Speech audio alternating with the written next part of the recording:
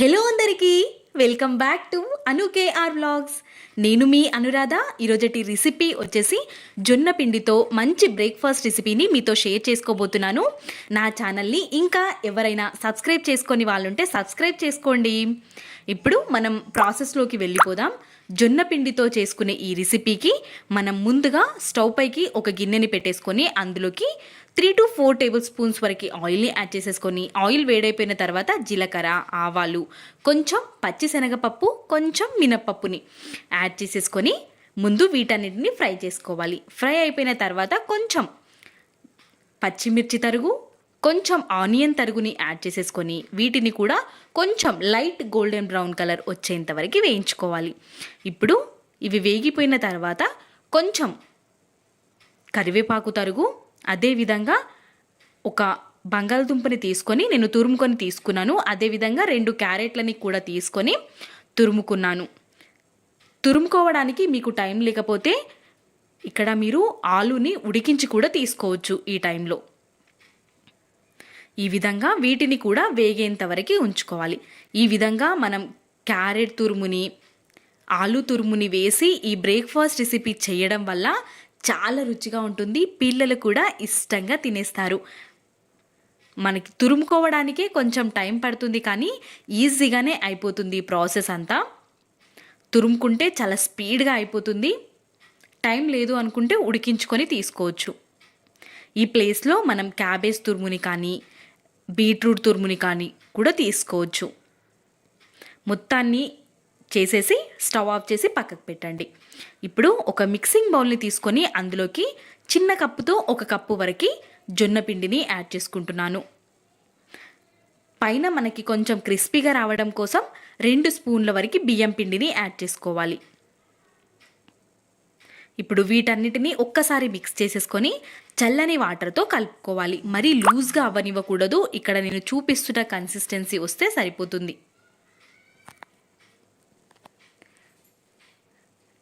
నా ఛానల్లో ఇంకా జొన్నపిండి రెసిపీస్ చాలా ఉన్నాయి. కావాలి అనుకున్న వాళ్ళు డిస్క్రిప్షన్లో లింక్ని మెన్షన్ చేస్తాను, ఒక్కసారి చూసేయండి. ఈ విధంగా మనకి కావలసినంత వాటర్ని మాత్రమే యాడ్ చేసుకోవాలి. ఎక్కువ వాటర్ని యాడ్ చేసినా మనకి దోశలాగా అయిపోతుంది, కరెక్ట్గా రాదు. కాబట్టి ఇక్కడ చూస్తున్నారా, ఈ కన్సిస్టెన్సీలో ఉండాలి పిండి అనేది. ఇప్పుడు మనం చేసుకున్న స్టఫింగ్ని యాడ్ చేసుకుంటాం కాబట్టి కొంచెం థిక్నెస్ యాడ్ అవుతుంది. కొంచెం చల్లారిపోయిన తర్వాత క్యారెట్, ఆలు ఫ్రైని యాడ్ చేసేసుకోవాలి. మనం పెట్టుకున్న పోపుకి మధ్యలో మధ్యలో మనకి తలుగుతూ చాలా రుచిగా ఉంటుంది. ఇది మనం చాలా స్పీడ్గానే చేసుకోవచ్చు.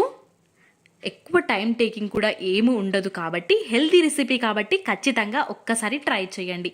వీటన్నిటిని మిక్స్ అయ్యేంత వరకు ఒక్కసారి కలిపేసుకోవాలి.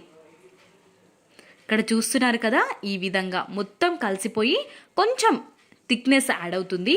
ఇంత కన్సిస్టెన్సీ ఉంటేనే మనం వేసుకోవడానికి అనుకూలంగా ఉంటుంది. ఇప్పుడు ఇందులోకి మనం రుచికి సరిపడా ఉప్పుని యాడ్ చేసుకోవాలి.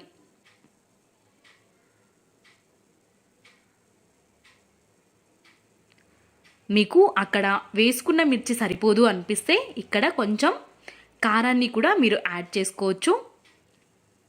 పిల్లలు కూడా తింటారు కాబట్టి నేను ఒక 2 పచ్చిమిర్చి నాకు సరిపోతాయి. మీకు సరిపోదు అనిపిస్తే ఈ ప్లేస్లో మనం కారాన్ని అడ్జస్ట్ చేసుకుంటే సరిపోతుంది. ఈ కన్సిస్టెన్సీలో ఉందనుకోండి, మనం పెట్టుకున్న పోపుకి చాలా చాలా టేస్టీగా ఉంటుంది. ఇప్పుడు ఇందులోకి ఒక చిటికెడే వంట సోడాని యాడ్ చేసుకోవాలి.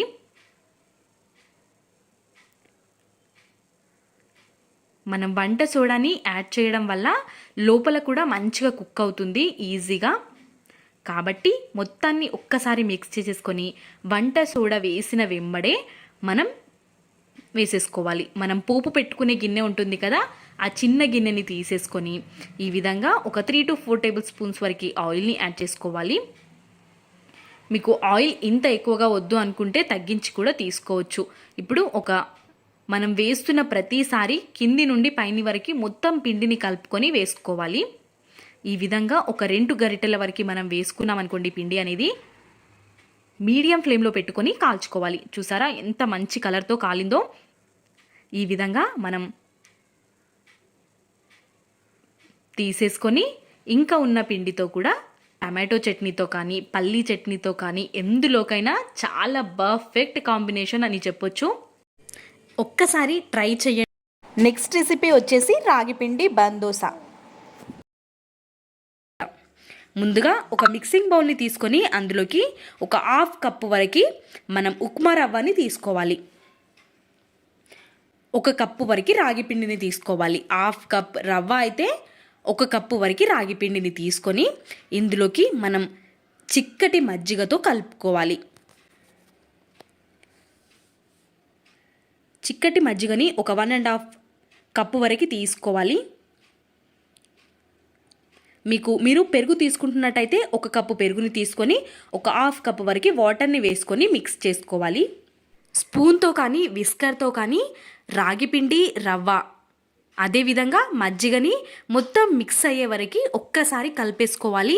విస్కర్తో కలుపుకుంటే చాలా తొందరగా కలిసిపోతుంది కాబట్టి ఈ విధంగా మొత్తాన్ని ఒక్కసారి మిక్స్ చేసుకున్న తర్వాత మనం ఒక 15 మినిట్స్ పాటు పక్కన ఉంచుకోవాలి. స్టవ్ ఆన్ చేసుకొని స్టవ్ పైకి ఒక గిన్నెని పెట్టేసుకొని ఒక 2 to 3 టేబుల్ స్పూన్స్ వరకు ఆయిల్ని యాడ్ చేసేసుకోవాలి. మీకు పోపుకి కొంచెం తక్కువ కావాలి ఆయిల్ అనుకుంటే తక్కువ కూడా వేసుకొని పోపు పెట్టుకోవచ్చు. మనం ఈ విధంగా పోపుని పెట్టుకొని మనం అందులో యాడ్ చేసేసుకొని బందోసా చేసుకోవడం వల్ల చాలా టేస్టీగా ఉంటుంది. ఈ విధంగా ఆయిల్ వేడైపోయిన తర్వాత ఒక హాఫ్ టేబుల్ స్పూన్ వరకు ఆవాలను యాడ్ చేసేసుకొని ఆవాలు చటపటలాడిన తర్వాత అందులోకి ఇంకొక హాఫ్ టేబుల్ స్పూన్ వరకు జీలకర్రని యాడ్ చేసేసుకోవాలి. పచ్చిమిర్చి తరుగుని కూడా యాడ్ చేసేసుకొని పచ్చిమిర్చి తరుగు మంచిగా వేగాలి. అప్పుడే టేస్ట్ అనేది చాలా బాగుంటుంది. కరివేపాకు ఒక రెబ్బ వరకు తీసుకొని ఫ్రై చేసుకోవాలి. ఇప్పుడు ఇందులోకి ఒక చిన్న సైజ్ టమాటోని యాడ్ చేసుకోవాలి. టమాటో మొత్తం మగ్గిపోవాల్సిన అవసరం లేదు. మనకి ఆయిల్లో కొద్దిసేపు ఫ్రై అయితే సరిపోతుంది.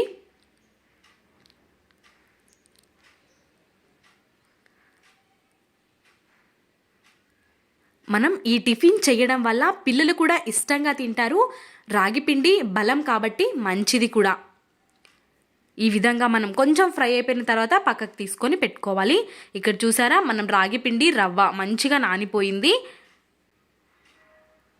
ఈ విధంగా నానిపోయిన తర్వాత ఒక మిక్సీ జార్లోకి యాడ్ చేసేసుకొని మిక్సీ పట్టేసుకోవాలి. ఈ విధంగా ఉండాలి కన్సిస్టెన్సీ అనేది. ఇప్పుడు ఇందులోకి ఒక చిన్న సైజ్ ఆనియన్ తరుగు, కీరా దోసకాయ ఉంటుంది కదా తినే కీరా అది ఒక హాఫ్ కప్పు వరకే యాడ్ చేసేసుకోవాలి. పచ్చి టమాటోని ఒక హాఫ్ కప్పు తీసుకోవాలి. అదేవిధంగా ఇప్పుడు మనం ముందుగా పోపు పెట్టుకున్న పోపు అంతటిని ఈ విధంగా వేసేసుకొని రుచికి సరిపడా సాల్ట్ని యాడ్ చేసుకోవాలి.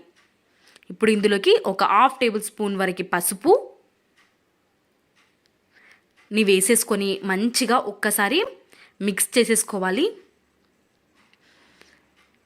ఇప్పుడు మనం కొంచెం పైన క్రిస్పీనెస్ యాడ్ అవ్వడం కోసం ఇందులోకి ఒక 2 స్పూన్లు లేదా 3 స్పూన్ల వరకు మనం బియ్యం పిండిని యాడ్ చేసుకోవాలి. బియ్యం పిండి యాడ్ చేయడం వల్ల పైన లేయర్ అనేది చాలా క్రిస్పీగా వచ్చి చాలా రుచిగా అనిపిస్తూ ఉంటుంది. ఇక్కడ చూస్తున్నారా మనకి కన్సిస్టెన్సీ అనేది ఈ విధంగా ఉండాలి.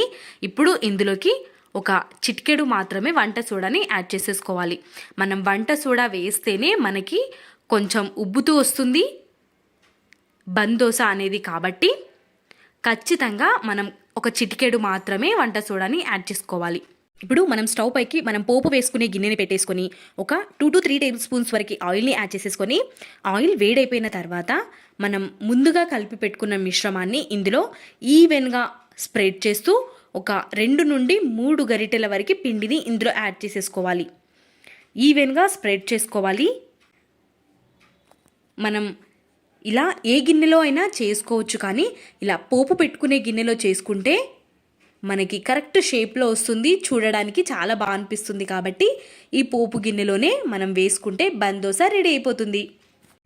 ఈ విధంగా మనం పిండిని మొత్తం వేసుకున్న తర్వాత మీడియం ఫ్లేమ్లో పెట్టుకొని కాల్చుకోవాలి. ఖచ్చితంగా మీడియం టు లో ఫ్లేమ్ పైనే కాల్చుకుంటే లోపల మొత్తం మంచిగా వేగుతుంది. ఈ విధంగా కొంచెం వేగిన తర్వాత మనం స్పూన్తో ఇలా కదిలిస్తే కదలాలి, అప్పుడు కరెక్ట్గా ఉన్నట్టు. ఇప్పుడు ఇంకో సైడ్కి టర్న్ చేసుకొని కాల్చుకోవడమే. ఈ విధంగా ఈవెన్గా మొత్తం కుక్ అయిపోయిన తర్వాత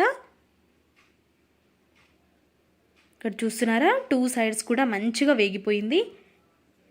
చూడడానికి కాదు తినడానికి కూడా చాలా టేస్టీగా ఉంటుంది ఈ రెసిపీ. ఖచ్చితంగా హెల్తీ రెసిపీ కాబట్టి పిల్లలకి చేసి ఇవ్వండి. లంచ్ బాక్స్లోకి కూడా మనం ప్రిపేర్ చేసుకోవచ్చు. టిఫిన్గా కానీ, స్నాక్స్గా కానీ, డిన్నర్గా కానీ ఏ విధంగానైనా తినొచ్చు ఈ రెసిపీ. మనం ఇందులోకి కీరాని కూడా వేస్తున్నాం కాబట్టి సమ్మర్కి సూపర్ స్పెషల్ రెసిపీ ఇది. మీకు కావాలి అనుకుంటే ఇంకా వేరే వెజిటేబుల్స్ని కూడా వేసి మీరు ఈ రెసిపీని ట్రై చేయొచ్చు. రెసిపీ వచ్చేసి జొన్న పిండితో మసాలా బందోసా రెసిపీని చూపించబోతున్నాను. చాలా ఈజీగా టేస్టీగా, చూస్తున్నారా, చూస్తుంటేనే నోట్లో వాటర్ ఊరుతున్నాయి కదా, అంత టేస్టీగా ఉంటుంది. లోపల సాఫ్ట్గా, పైన క్రిస్పీగా. ఇలాంటి మరెన్నో రెసిపీస్ నేను డిస్క్రిప్షన్లో లింక్ ఇస్తాను, ఒక్కసారి చూసేయండి. మీడియం సైజ్ బంగాళదుంపల్ని తీసుకొని మనం స్టవ్ పైకి ఒక గిన్నెని పెట్టేసుకొని అందులోకి ఒక గ్లాస్ వరకు వాటర్ని యాడ్ చేసుకోవాలి. 2 బంగాళదుంపల్ని కట్ చేసుకొని వాటర్లో వేసేసుకొని స్టవ్ ఆన్ చేసి ఉడికించుకోవాలి. మనకి ఆలు ఉడికేలోపు మనం ఇక్కడ ఒక చిన్న కట్ట పాలకూరని తీసుకొని వీలైనంత సన్నగా తరుక్కొని తీసుకోవాలి. ఇప్పుడు స్టవ్ ఆన్ చేసి స్టవ్ పైకి ఒక గిన్నెని పెట్టేసుకొని 2 స్పూన్ల వరకు ఆయిల్ని యాడ్ చేసుకోవాలి. ఆయిల్ వేడిగా అయిపోయిన తర్వాత ఇందులోకి ఒక 1/2 టేబుల్ స్పూన్ వరకు జీలకర్రని యాడ్ చేసుకోవాలి. జీలకర్ర వేగిపోయిన తర్వాత ఇందులోకి ఒక 2 పచ్చిమిర్చి తరుగుని కూడా యాడ్ చేసుకొని పచ్చిమిర్చి తరుగు ఫ్రై అయ్యేంత వరకు ఉంచాలి. పచ్చిమిర్చి తరుగు కొంచెం ఫ్రై అయిపోయిన తర్వాత ఆనియన్ తరుగుని కూడా యాడ్ చేసి ఆనియన్ తరుగు కూడా కొంచెం లైట్ బ్రౌన్ కలర్ వచ్చిన తర్వాత ఇందులోకి కొత్తిమీర, అదేవిధంగా మనం ముందుగా నీట్గా కడిగి కట్ చేసి పెట్టుకున్న పాలకూరని కూడా యాడ్ చేసుకోవాలి. మనం 1 కప్పు జొన్న పిండికి 1 కప్పు పాలకూరని యాడ్ చేసుకోవాలి. ఇప్పుడు పాలకూర కొంచెం దగ్గరికి వచ్చిన తర్వాత ముందుగా మనం ఉడికించి పెట్టుకున్న బంగాళదుంపల్ని తీసుకొని ఈ విధంగా స్మాష్ చేస్తూ కలుపుకోవాలి. ఇప్పుడు రుచికి సరిపడ ఉప్పుని కూడా యాడ్ చేసేసుకొని మొత్తం మిక్స్ అయ్యేంత వరకు ఒక్కసారి కలిపేసుకోవాలి. మొత్తం మిక్స్ అయిపోయిన తర్వాత స్టవ్ ఆఫ్ చేసి ఇది కంప్లీట్గా చల్లారేంత వరకు పక్కనుంచాలి. ఇప్పుడు మనం మిగతా ప్రాసెస్ని చూసేద్దాం. ఒక మిక్సింగ్ బౌల్ని తీసుకొని అందులోకి 1 కప్పు వరకు జొన్న పిండిని యాడ్ చేసుకోవాలి. రుచికి సరిపడ సాల్ట్, అదేవిధంగా చిక్కటి మజ్జిగని 1 కప్పు వరకు తీసుకోవాలి. తీసేసుకొని మొత్తం అంతటిని ఒక్కసారి మిక్స్ చేసుకొని ఇంకొక 1/2 కప్పు వరకు వాటర్ని యాడ్ చేసుకుంటే సరిపోతుంది. ఇంకా ఎక్కువ వాటర్ అస్సలు వేయకూడదు. మరి ఎక్కువ లూజ్గా కూడా ఉండకూడదు, మరి ఎక్కువ గట్టిగా కూడా ఉండకూడదు. ఇక్కడ నేను చూపిస్తున్న కన్సిస్టెన్సీ ఉంటే కరెక్ట్గా సరిపోతుంది. ఈ విధంగా మనం మంచిగా మిక్స్ చేసుకొని ఈ కన్సిస్టెన్సీలో ఉన్నప్పుడు మనం కొద్దిసేపు పక్కన ఉంచుకోవాలి. ఇప్పుడు కంప్లీట్గా చల్లారిపోయిన ఈ ఆలు పాలకూర ఫ్రైని ఈ విధంగా ఉండలుగా చుట్టేసుకోవాలి. మెయిన్ స్టఫింగ్ అండి, ఇది చాలా టేస్టీగా ఉంటుంది. మనం ఈ విధంగా చేసుకోవడం వల్ల పాలకూర హెల్దీ కూడా కాబట్టి మీరు ఈ ప్లేస్లో ఏ ఆకుకూరనైనా యూస్ చేసుకోవచ్చు.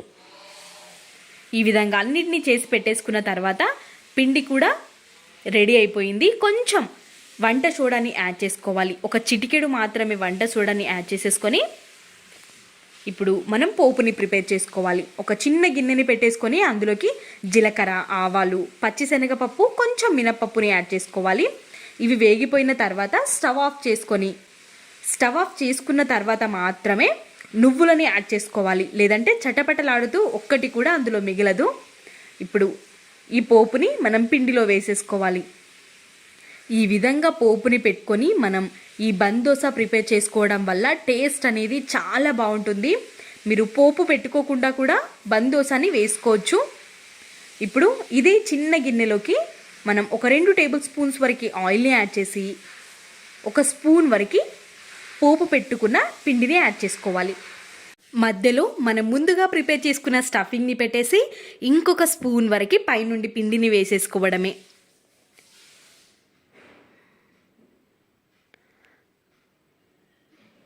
ఇప్పుడు మనకి పైన మంచిగా కనిపించడం కోసం కొంచెం నువ్వులని యాడ్ చేసుకోవాలి. నేను పోపుల్లో నుంచే కొంచెం పోపుని పక్కకు పెట్టుకొని దీనిపైకి వేసుకున్నాను. కొంచెం నువ్వుల్ని ఈ విధంగా మనం పైన స్ప్రింకిల్ చేసుకోవడం వల్ల చూడడానికి చాలా బాగుంటుంది. ఇప్పుడు కొంచెం వేగిపోయిన తర్వాత మనం 2 స్పూన్ల సహాయంతో ఈ విధంగా టర్న్ చేసుకోవాలి.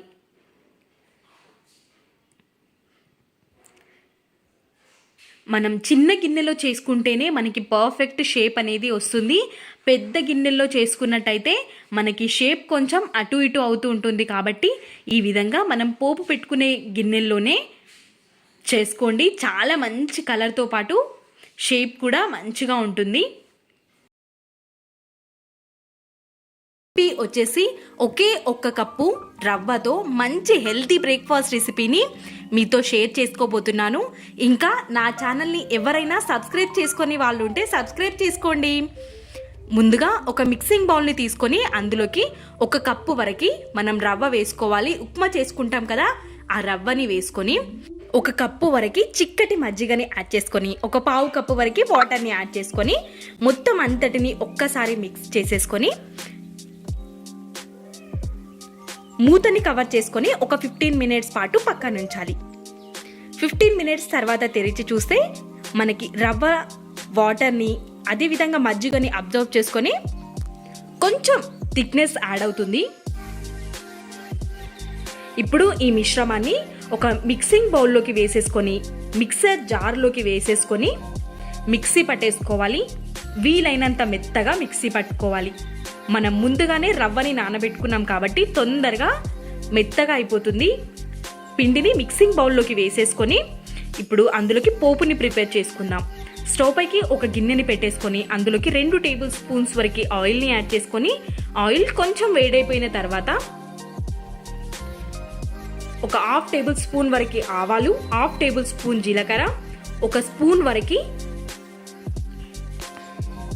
మినప్పప్పుని యాడ్ చేసుకొని ముందుగా వీటిని వేయించుకోవాలి. ఇప్పుడు ఒక 1/2 టేబుల్ స్పూన్ వరకు అల్లం తరుగు, వెల్లుల్లి తరుగుని యాడ్ చేసేసుకొని ఇవి కూడా ఫ్రై అయిపోయిన తర్వాత ఒక పెద్ద సైజ్ ఆనియన్ తరుగుని కూడా యాడ్ చేసుకుంటే చాలా బాగుంటుంది టేస్ట్ అనేది. కాబట్టి వీటన్నిటిని కొంచెం ఫ్రై అవ్వనిచ్చి ఇప్పుడు ఇందులోకి మనం రెడ్ చిల్లీ ఫ్లేక్స్ని యాడ్ చేసుకోవాలి. రెడ్ చిల్లీ ఫ్లేక్స్ మీ దగ్గర లేకపోతే ఏం లేదండి, వెండిన మిర్చి ఉంటుంది కదా, అది ఒక్కసారి మనం మిక్సీ జార్లోకి వేసుకొని కొంచెం తిప్పామంటే సరిపోతుంది. మనకి రెడ్ చిల్లీ ఫ్లేక్స్ అనేది ప్రిపేర్ అయిపోతుంది.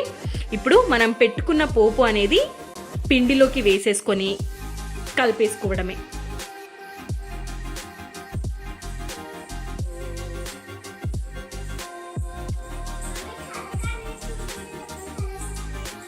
ఇప్పుడు ఇందులోకి రుచికి సరిపడా సాల్ట్, కొంచెం ఒక 1/2 స్పూన్ వరకు పసుపుని యాడ్ చేసుకుంటే మంచి కలర్ వస్తుంది.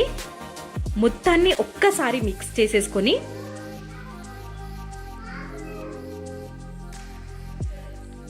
ఒక చిటికెడు మాత్రమే వంట సోడాని యాడ్ చేసుకోవాలి. మనకి పిండి అనేది ఈ కన్సిస్టెన్సీలో ఉంటే సరిపోతుంది.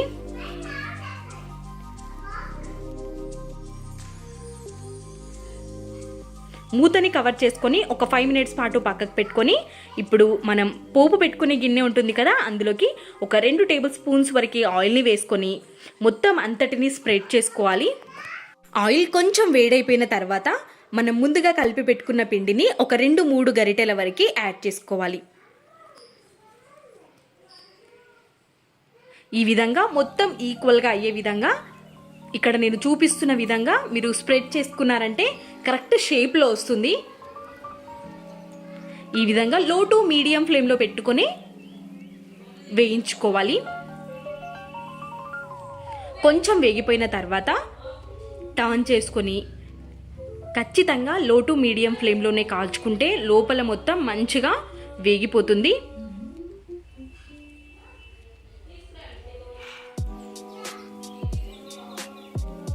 ఇక్కడ చూసారా బన్ దోశ ఎంత మంచిగా ఉందో, చూస్తుంటేనే నోట్లో వాటర్ ఊరుతుంది కదా. ఆ రెసిపీస్ కనుక మీకు నచ్చినట్టయితే లైక్, షేర్, సబ్స్క్రైబ్ చేయండి. ఇన్ని రెసిపీస్లలో మీకు ఏ రెసిపీ ఎక్కువగా నచ్చిందో కమెంట్ సెక్షన్లో నాకు తెలియజేయండి.